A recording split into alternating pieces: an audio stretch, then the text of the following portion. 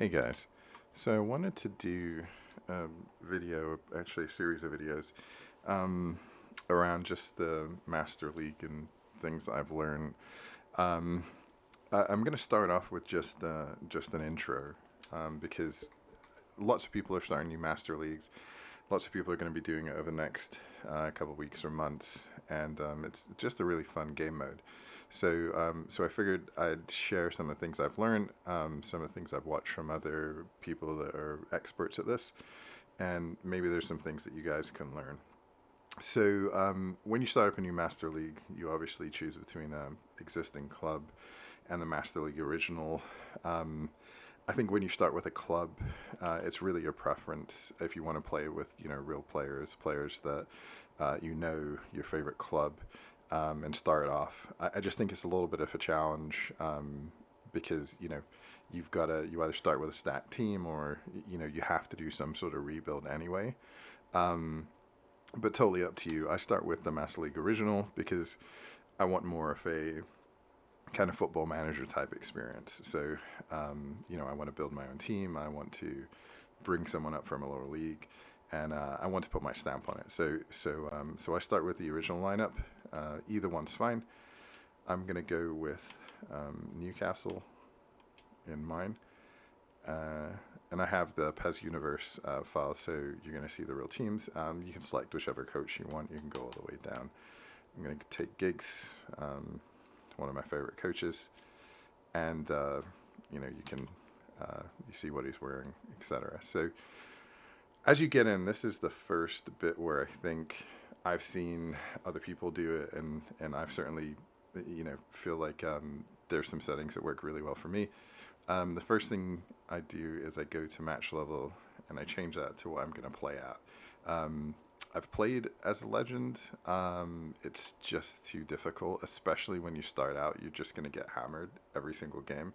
They just score whenever they have a chance. They score crazy, 30 yard goals.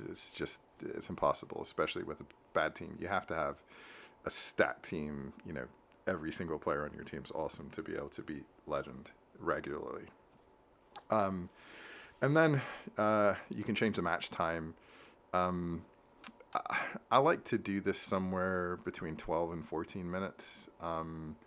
It really depends because if you're going to sim matches or coach matches, you might want it a little longer as well because you can speed that up.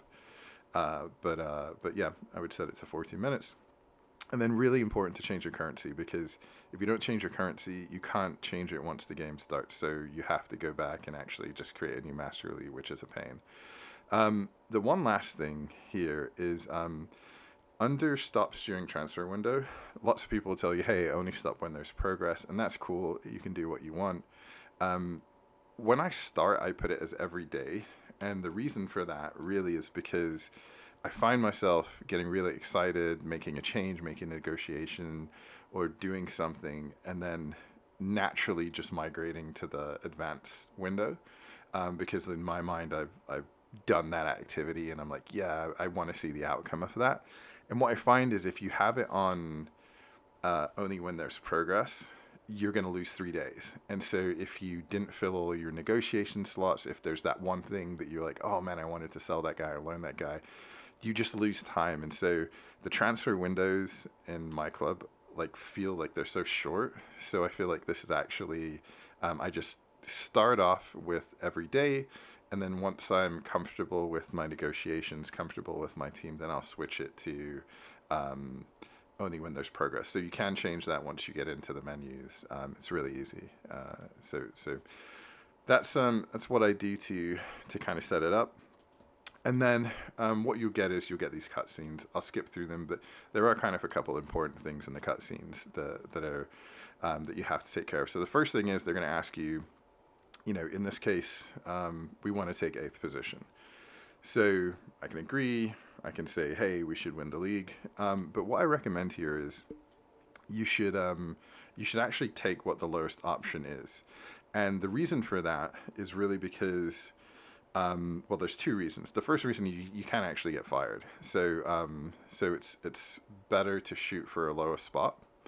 But the second reason is if you overperform, you can actually get given a salary budget, or additional transfer fee or something like that. So, from that perspective, it's actually, it benefits you to try and shoot low, and obviously you're gonna try and win the league every single time.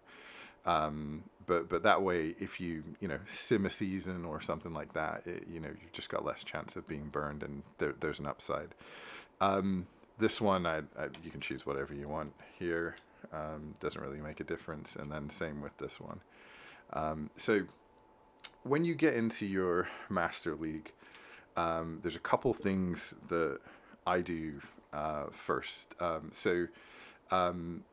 The first thing I do is I'll actually go and I'll check my team, and the way that I check my team is actually I'll go to the squad list here, and I'll go and arrange my guys by overall rating. And so what that does is it just kind of shows me what I'm playing with here. And if this is the first time in it, or first couple times, and you're using different squads, it's really important to kind of know what your squad looks like, what the makeup is. And then from there, so you want to just kind of say, okay, so I've got guys ranging from 72 to 57. But then the other thing is you want to check their ages. So this is awesome. I've got, this guy who's 21 years old, he's the best player on the team. And as you start to move down, you can see, all right, well, all of the top players, the top 4 players here are, under 23. But then you start to see some ages, they're all across the board, but you want to check your ages. And the reason why you want to do that is because you want to understand, from a player progression standpoint, which players you want going to keep, which players you want to train, which players in positions you might end up dropping, and then what those ages are. So you're only going to be able to affect players with training at certain ages. So I would say once you hit 23, 24, it becomes really hard to make drastic changes unless they get on, unless they get really hot and they get the flashing green arrow. So just kind of some first steps there. And then the next thing that's really important here for me is I'll go and check these development curves. And what you'll see is as you switch from curve to curve, what I like to look for, so this is a good curve, he's going up, but what I'm looking for is something like this. And what this tells me is that this guy is 19. He might not be awesome, he's 69. But what he has is he has this growth chart where if you start to really play him, really train him the right way, you can get a significant amount of growth over a very short period of time. And so those are the players that I like to look at and even some of the players like, this guy, Carson, who's lower rated, he's going to have a pretty steep spike. So you're going to see a good increase. So these are the players, that I will specifically kind of tag in my mind as like, okay, these are the guys, if they're young enough, that I want to hold on to.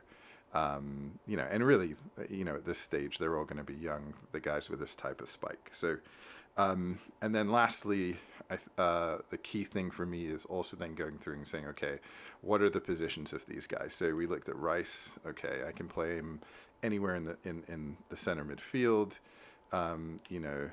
Arcus, really anywhere from center midfield upwards.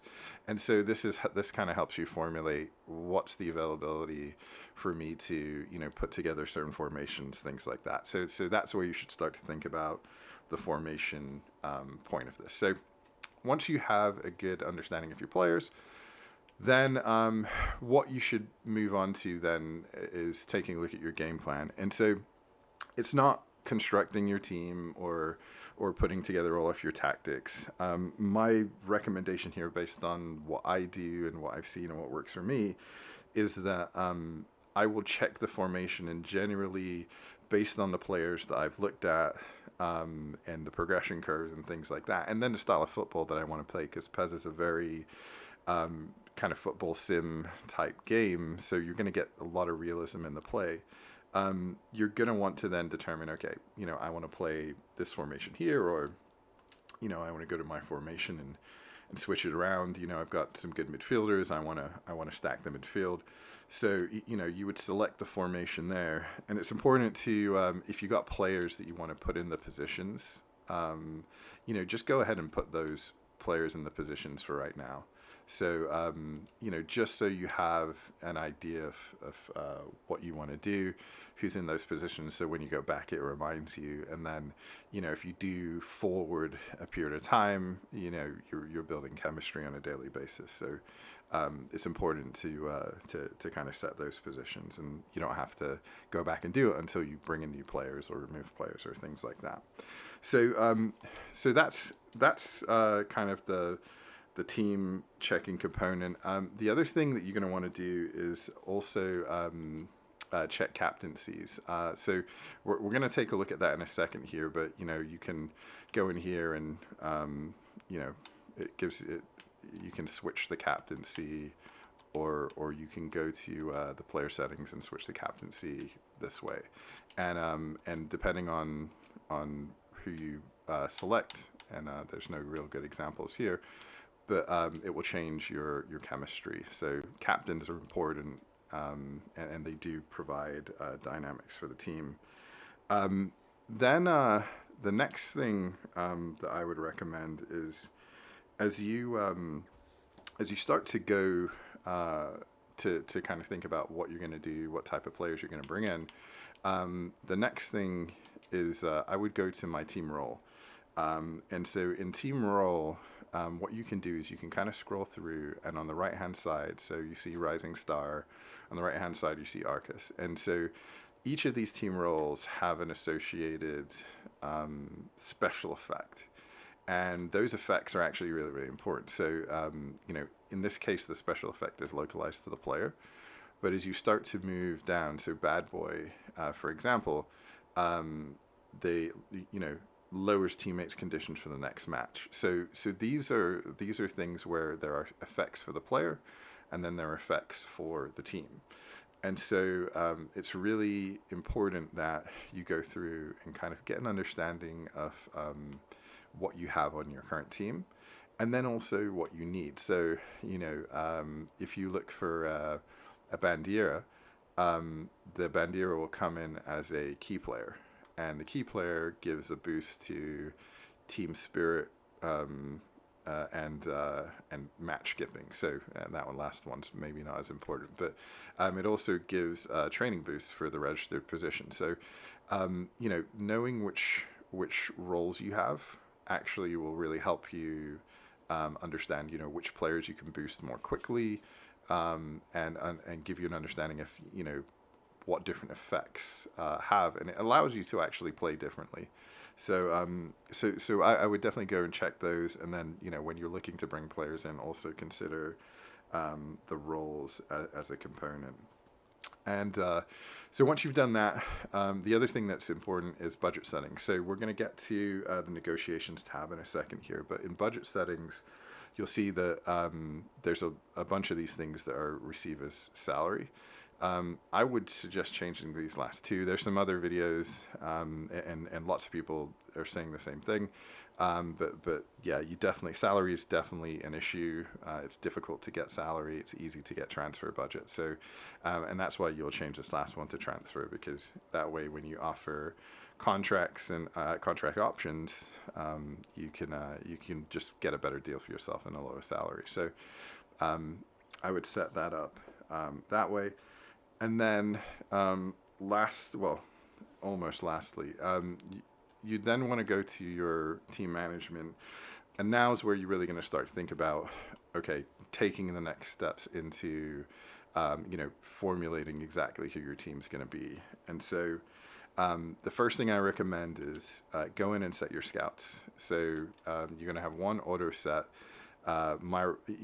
The way I like to do it is I like to go and set one to forward, one to midfield, and one to defender.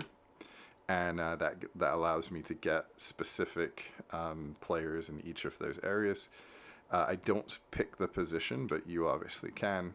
And I don't pick the area, but you obviously can. And so I then go down, and This is where it's going to be up to you. So specifically, I will usually go to still developing or overall rating it, and that depends on where I am in the game, and it depends on what my transfer budget is and my salary budget is. You can see those on the top right, and so ultimately, if I'm looking at overall rating, so you can get some really good players there. So, this is where you could potentially get like, I mean, it's going to be a long shot, but a Messi or a Ronaldo or somewhere like that, where you're looking at overall ratings, players that have really grown to their maximum potential, and are really good, versus still developing, where you're looking at players who are on the development path somewhere. Usually you get somewhere between about 19 and 23, 24. And I will do that when I'm looking to bring in people that are either very athletic or people that have like a very, that are very fast, but, I can then train skills or body contact or something like that on them. So, look for those kind of rough diamonds that you can polish. The budget consideration, again, that's up to you. I'll talk about loaning techniques in a different video, but basically, you can get any player if you loan them, and it just comes out your transfer budget. So you just have to build your transfer budget up, and I'll talk to you guys about how to do that. But you can either ignore or consider. I mean, I lean towards ignoring, because you never know when you're going to get a really good player come along. You can't sign them, but maybe you can loan them, right? And so this gives you a much better opportunity to loan the player as well. I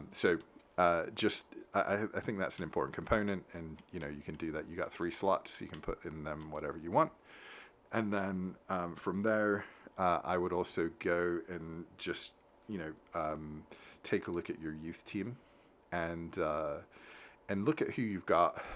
Again, do the same exercise. Take a look at their age, their growth curves. Here, you probably want to spend a little time on 2 things: their actual skills, or their abilities. So really getting an understanding of what type of player he is, what he can do, what he can't do, and more importantly, how you would train him if you promoted him. And then the positions. So you will have already taken a look at some of the players that you're going to play. It's good to understand what positions or gaps that you have, because maybe you can promote a youth player. And then the skills. Skills are really important to me. Not necessarily to skill on the ball, but like, dipping shot, one touch pass. Those are great skills to have, because you're going to be able to use them in game. And the CPU can use them too if you're playing a sim match. So really, really important. And then the other thing that you can do here is also then place certain players on loan. So if you place them on the loan list, what that does is it allows you to give the player to other teams on a loan contract, and they essentially will pay you a portion of that player's market value that goes directly to your transfer budget. So really, really good way to increase your transfer budget. I'm going to talk about that in another video, but this is where you would do that. But mostly at this stage, you want to look at players that you're thinking about promoting into your first team.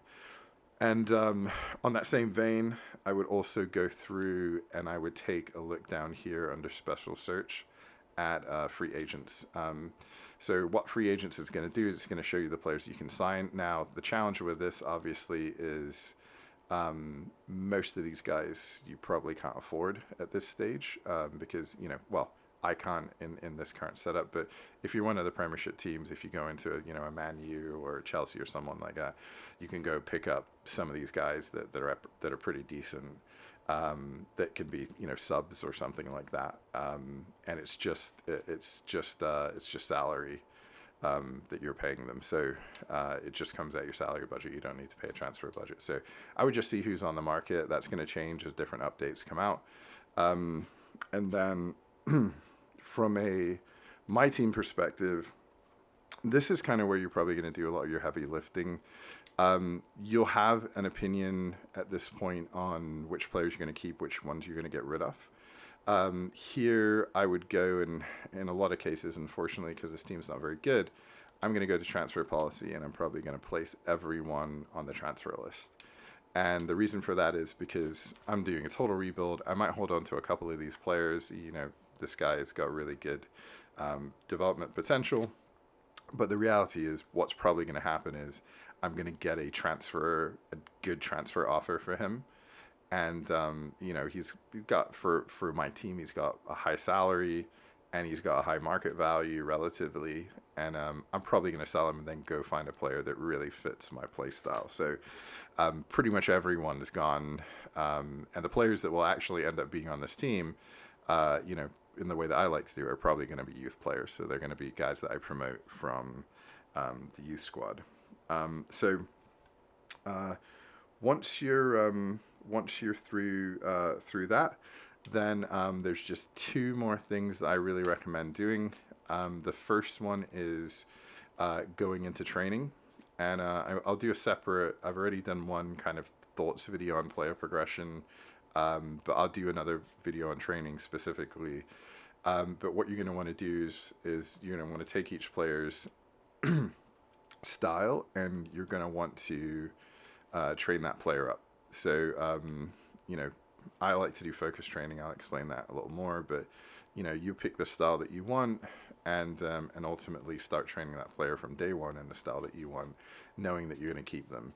And that's really going to work on players for the most part that have a growth progression or a growth curve that you can really take advantage of. So that's the first one. And then the second one is make sure that if you do have a player that's eligible for skills, that you get them started on those skills. So here you can see there's one player eligible, Arcas and Double Touch. It's not something I use in game, so I wouldn't ever train a player in that unless I was going to sell them and it increase their value.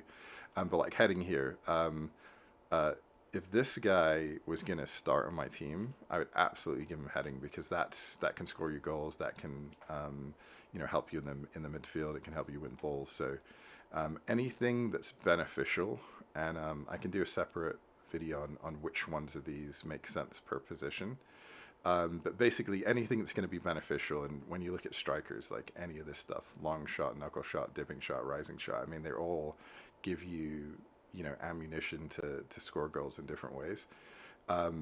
So anything like that is absolutely a must. But the key is to go and, you know, actually start training, because it's a set amount of days. So the more on top of this you are, the more skills your players will have, and ultimately the more value they'll have, but the better they'll perform in game, and the better they'll feel when you use them. So that's a really, really important component to making sure that you get your team off on the right foot. So with that being said, that's everything. And then what you would do is, once you've set that up, just hit next, go to the next day, and I'll do another video on the other components I talked about around transfer and training, and make sure that you have all of my tips for getting set up for a new game.